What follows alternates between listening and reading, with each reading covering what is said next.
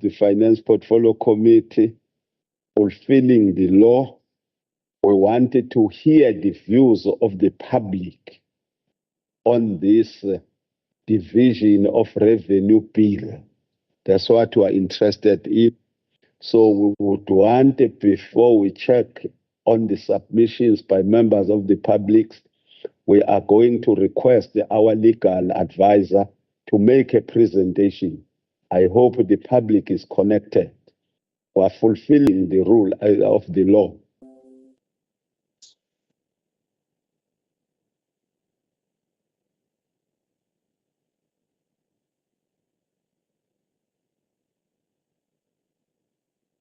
Person, very progressive.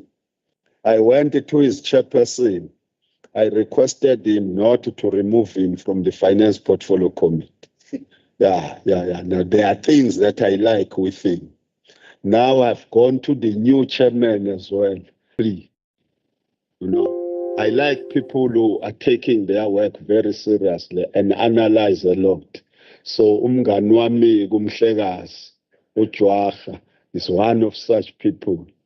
Wendy, Wendy, I love Wendy. Legal advisor, my lady.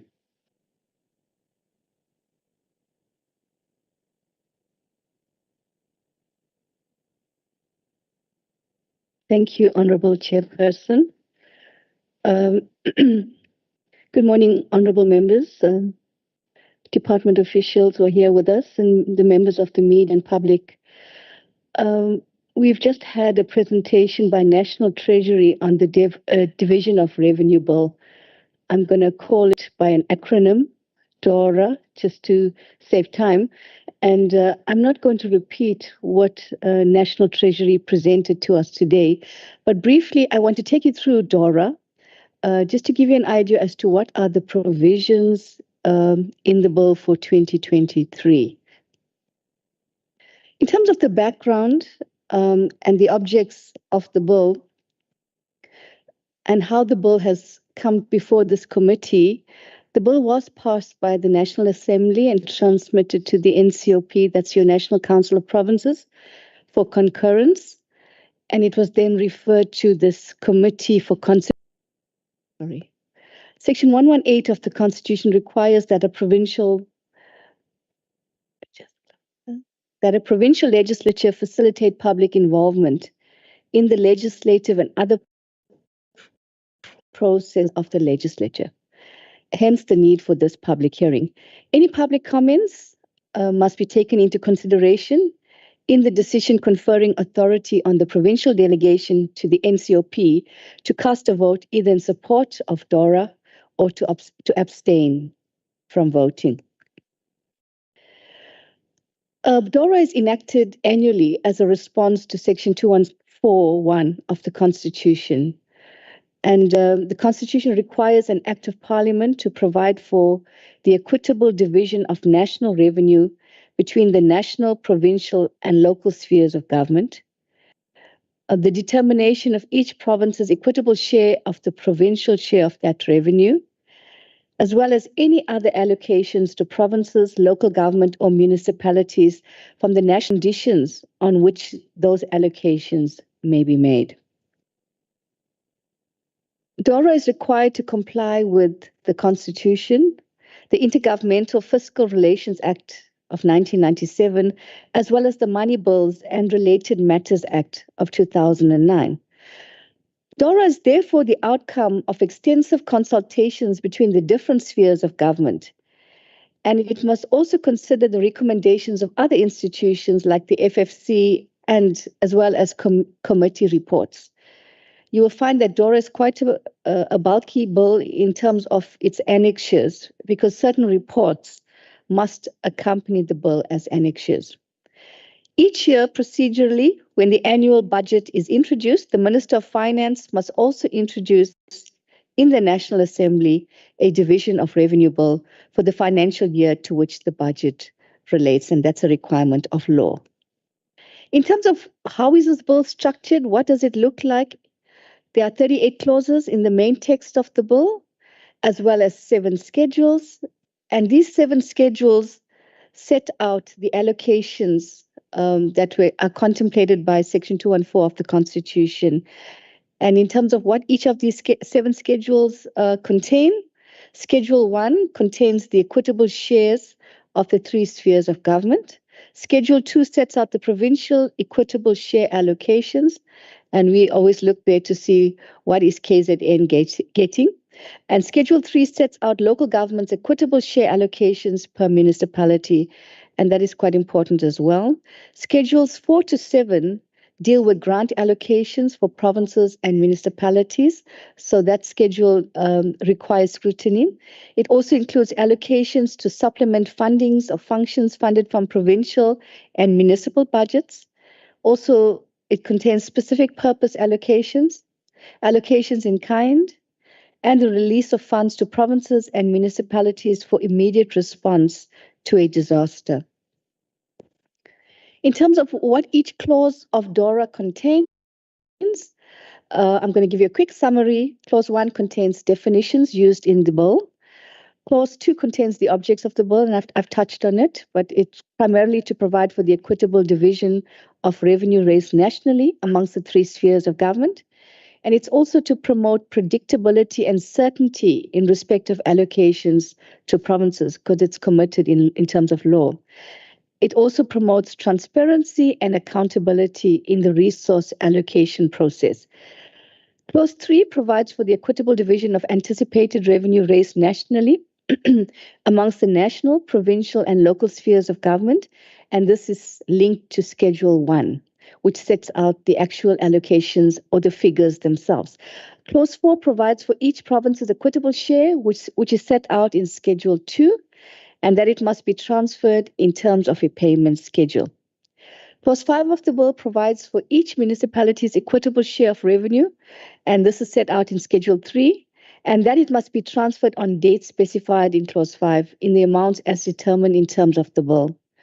Clause 6 determines what must happen if actual revenue raised falls short or is in excess of anticipated revenue for the financial year, and allows for additional conditional and unconditional allocations to be made from the excess revenue, as well as an increase of the equitable share of provinces or municipalities.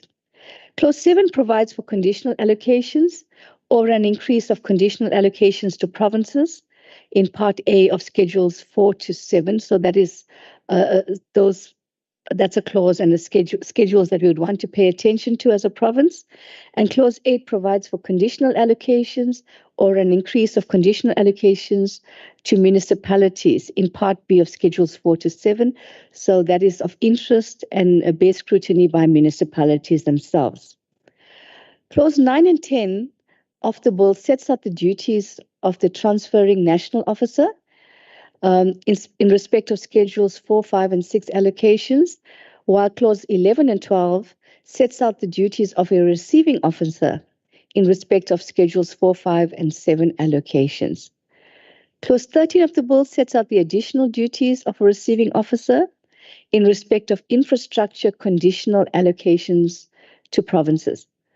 Clause 14 prescribes the duties in respect of annual financial statements and annual reports for the 2023-2024 financial year.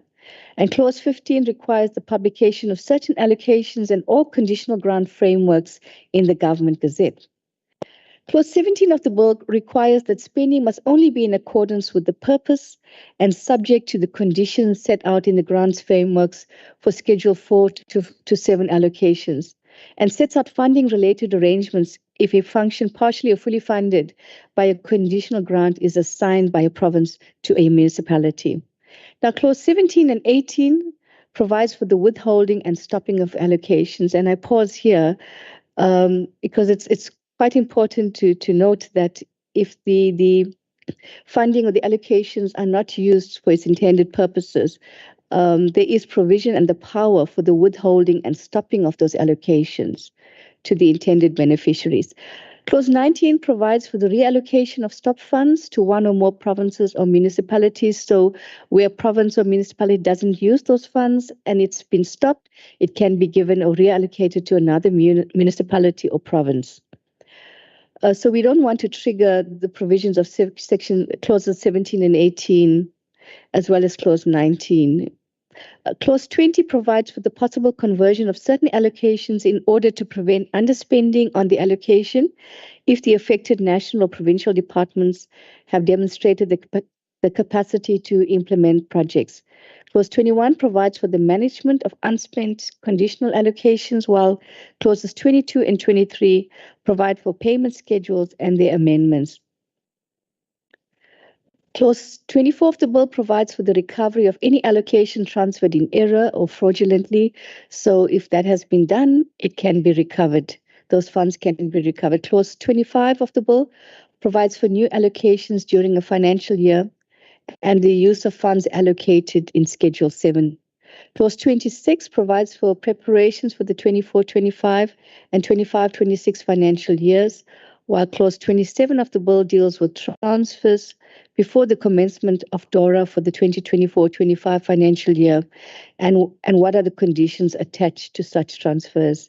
Clause 28 of the bill sets out the duties of municipalities, while Clause 29 sets out the duties and powers of provincial treasuries. Clause 30 of the bill sets out the duties and powers of the National Treasury, while Clause 30 to 36 provide for general matters, and 37 and 38 provides for repeal of laws and short title and commencement. Now, chapters 2 and 3 of the bill deal with equitable share allocation, and those are important. And we did mention that national revenue for the 23-24 financial year must be divided amongst the three spheres, and these are set out in column A of Schedule 1, if you are looking for the actual figures. And the division of anticipated revenue for 24-25 and 25 and 26 financial year is in column B of Schedule 1. And each province's equitable share for the 23-24 financial year is set out in column A of Schedule 2. And the anticipated equitable share for provinces for the 24-25, 25-26 financial years are set out in column B of Schedule 2. I know I'm going quickly through the presentation, but the actual figures are in those schedules, and you are encouraged to take a look at them. And each municipality's equitable share for the 23-24 financial year are set out in column A of Schedule 3. And the anticipated equitable share for municipalities for the 24-25 and the 25 and 26 financial year are set out in column B of Schedule 3. The conditional allocations to provinces for the 23-24 financial year are set out in Schedules 4, 5, 6, and 7. And you are referred to the specific schedules of the bill for the respective amounts allocated. They're quite lengthy, so we are not going to go into the schedules themselves, but you're encouraged as members of the go through it. In terms of the equitable share allocation to KZN, so I'm just going to zone in on these ones because it's of interest to the province. In terms of the total allocation to KZN for the 2023 MTEF, we're looking at an amount of 142.2 billion, of which 115 billion will share component and 26 billion is in respect of conditional grants. Local government's equitable share allocations for the 2023 MTF is in 18.5 billion rands, and local government conditional grant allocations for the 2023 MTF is 18.5 billion rands. And you're once again referred to the DORA schedules for the detailed breakdown of these allocations. That brings me to the end of my presentation, and you're invited to submit written comments. I'm going to leave that slide up for a minute, and you may refer those comments no later than the 26th of April, and you can address it to Mr. Sipamandla clearly. And those details are set out in the slides. Thank you, Chair. Thank you very much, legal advisor. What you have summarized ties very, very well with the presentation that was made by our friends at the National Treasury. We know how much is KZN provincial department's equitable share is exactly those figures that you have given to us, and the same with the conditional grants. And then the same with the local government. So we're clear what we stand to benefit from these taxes that are collected at the national level, indicating that it is only 97%.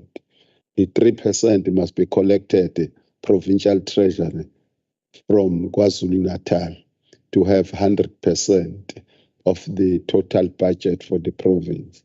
It is on the basis of that as the Finance Portfolio Committee yesterday presented very strongly that each department is expected to account in case its revenue collection is falling short. It's because we wanted this 3%. That's why we indicated that yesterday. So to the members of public, if there is any who would like to pose a question, but in my own system, I don't see any. Even if there is none, and the window is open for written submissions and comments, and the date as presented is the 26th of April, 2023. So we'll wait for those written submissions if there are no verbal ones as of now. And we also want to declare that we have followed the law as the legislature of KwaZulu-Natal. Last week, in our website, we advertised this bill. That's what we did last week. And we did not stop there. We have advertised it in 3 newspapers for members of the public to see it. That's why it will be easier for them to make their submissions if they so wish.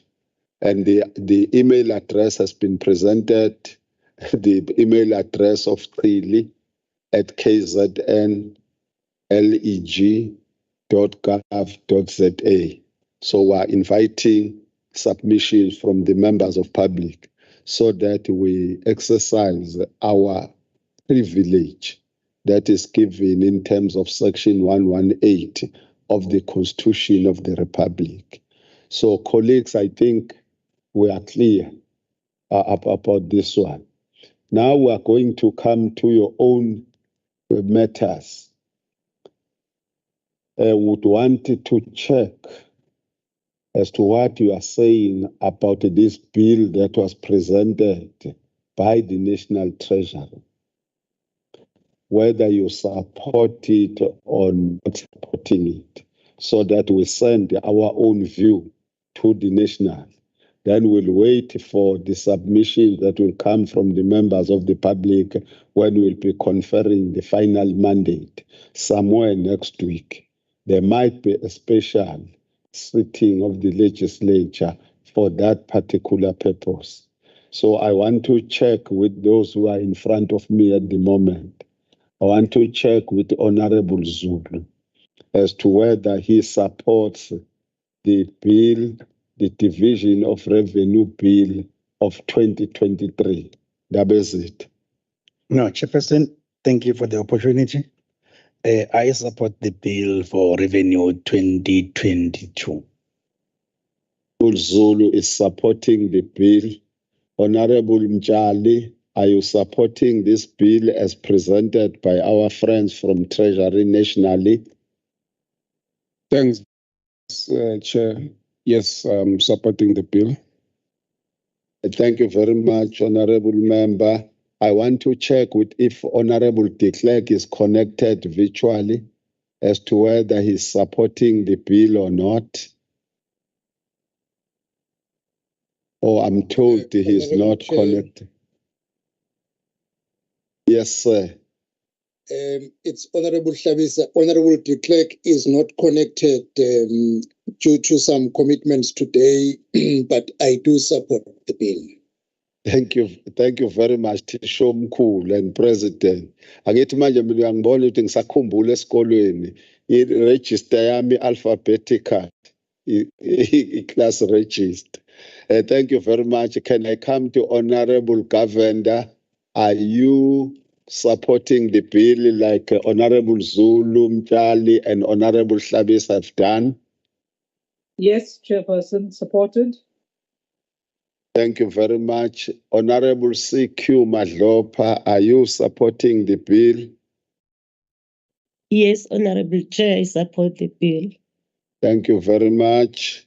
Honorable Rogers has requested to leave, so that's why then we are going to check with him through the technological means. Then we want to check with Honorable Thakur Rajbansi if she supports the bill. Oh, I'm told she's not connected. And that lady always connects when she's not there physically. Okay, no, that's fine. Then Honorable Zulu P, I'm also told she's not connected. There is a clash of a meeting with the committee she's chairing. Oh, you are connected, ma'am. Yes, I've since joined, my lead. Oh, okay, PZR. Are you supporting the bill, madam? Yes, Chair, I do support the bill. Thank you very much, Makotwagi Tebakulsin. I also support the bill. Is there anyone that I left out? Oh, Honorable Ngubane, are you connected, my leader?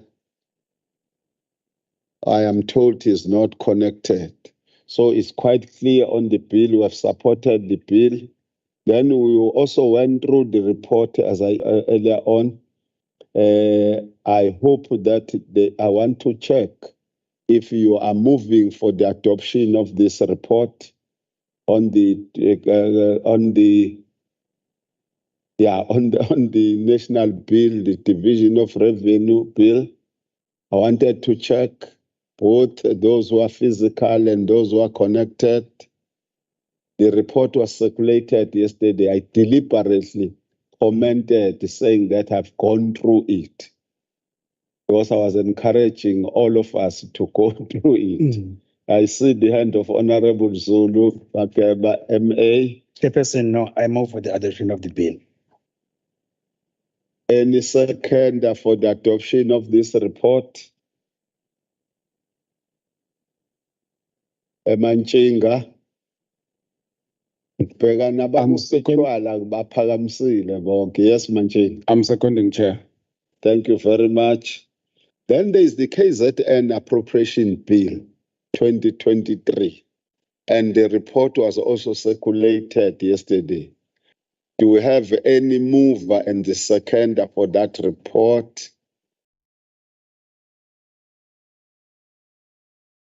Okushuthi break laba basemakhaya, those who are working virtually. Chair, we propose. Yes, Honorable CQ, followed by PZ. Yes, Honorable Chair, we want to move that we accept it. Thanks. Thank you very much, Honorable PZR Zulu Dabezita. Siyabonga Dlangamandla. May I then second? Thank you very much. I think colleagues who have come to the end of our meeting. We would want, legal advice, it seems as if you have one thing to say.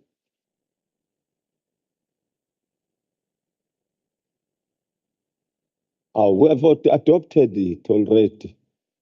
Our report, we have adopted it. Anyway, it will be the same. We received it when when the MEC for Finance gave it to us. No, but we can give you the opportunity to summarize it.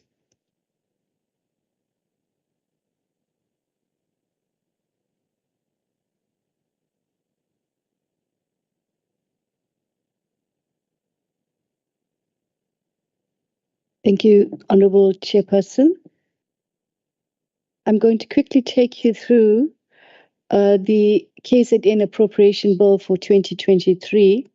And in terms of the background of the bill, it was tabled in the legislature together with the 23-24 MTF budget by the MEC for Finance. And it was transmitted to this committee for consideration of all votes except the legislature. I did point out earlier that Section 1181 of the Constitution requires that a provincial legislature facilitate public involvement in the processes of the legislature. Hence, we are having this public hearing. And any public comments will be taken into consideration in the committee's deliberation and reporting to the House for the approval or the rejection of this bill. So it's an important process. The objects of the appropriation bill is to give effect to Section 226(2) of the Constitution, which provides that money may be withdrawn from the Provincial Revenue Fund only in terms of an appropriation by a provincial act. And the objects of the bill is also to give effect to Section 26 of the Public Finance Management Act. I'll refer to it as the PFMA in short, which provides that the provincial legislature must appropriate money for each financial year for the requirements of the province. And the third object of the bill is to appropriate money from the Provincial Revenue Fund for the requirements of the province in the 2023-2024 financial year, ending on the 31st of March 2024. In terms of a clause-by-clause analysis of the bill, Clause 1 provides for definitions, and Clause 2 provides for the appropriations of money from the Provincial Revenue Fund for the requirements of the province for the 2023-2024 financial year, to votes and main divisions within a vote, and for the specific listed purposes, and these are set out in the schedule.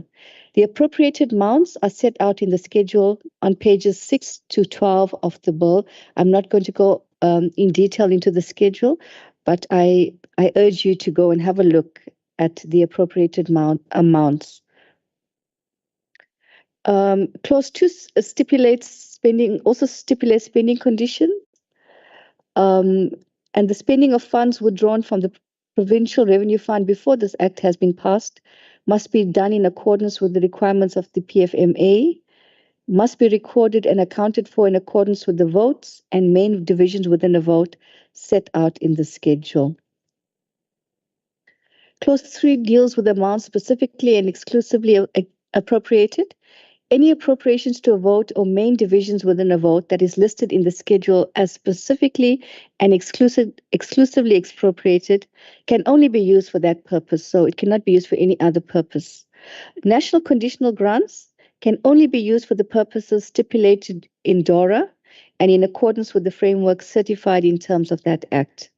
And any other funds specifically and exclusively expropriated may only be utilized for the purposes that are indicated and may not be used for any other purpose unless an act of the provincial legislature amends or changes the purpose for which it was allocated.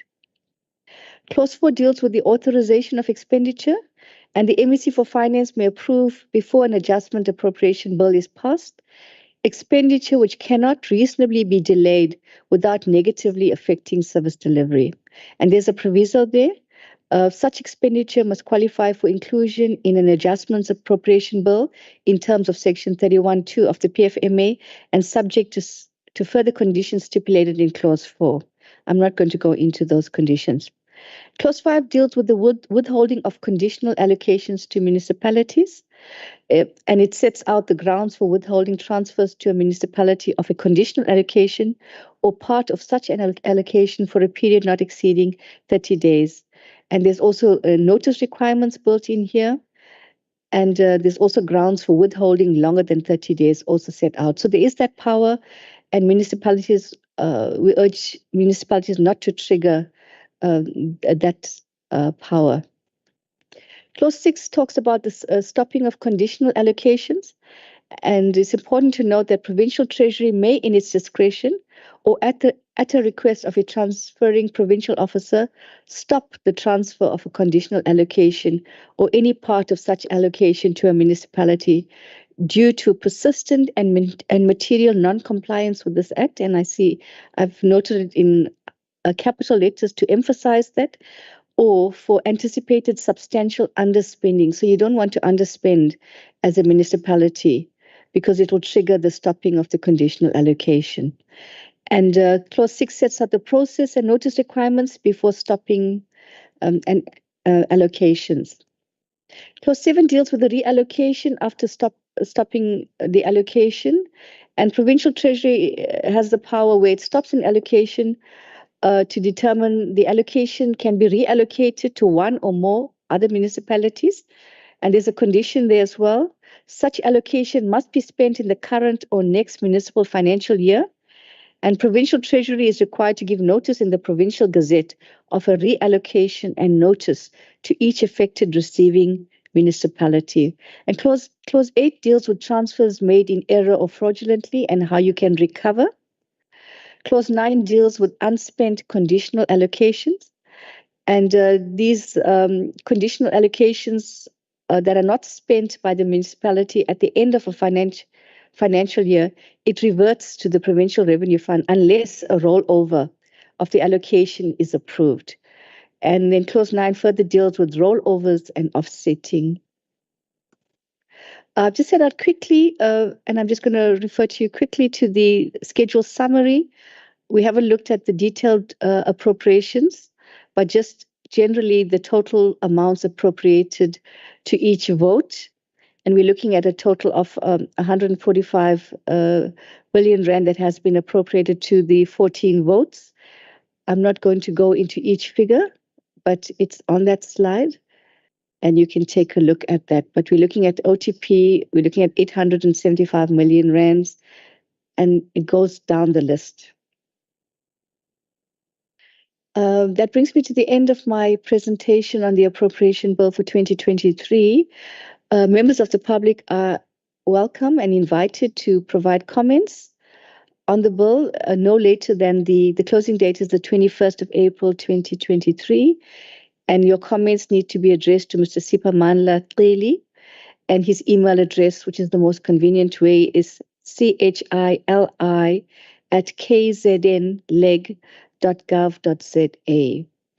And you can contact him on his telephone number set out on that slide. I'm going to leave it up, Chair, for a few seconds, and that brings me to the end of the presentation on the appropriation bill for 2023. Thank you. Thank you, Ms. Benjamin. You, as members of the Finance Portfolio Committee, scrutinize the whole of this budget. And yesterday, you advised the legislature to support the budget, which was done yesterday. But for the members of the public, you are requested before we vote on this KZN appropriation bill on Friday, the 21st, you are requested to make written submissions around this bill. So that's the request. The deadline is Friday on the 21st of April 2023. Would want you to know, I can't remember exactly what time of voting will take place. If you will make sure that at least by 11 o'clock, you would have made the submissions, it will assist so that your views are ahead. Because immediately after the debate on the budget of the Provincial Treasury and the legislature budget, then we'll go straight to voting on Friday. So that's why then we are requesting that the submissions from you, members of the public, be made by 11 o'clock on Friday. I know by then would not have started the voting, but we'll consider your views. Thank you very much, Legal Advisor, for the presentation. I also want to thank the members of the Finance Portfolio Committee for attending this meeting. And I also want to thank the officials of the Provincial Treasury and those of the legislature for being part of this meeting. Thank you very much to the members of the public in case you managed to connect. Thank you very much.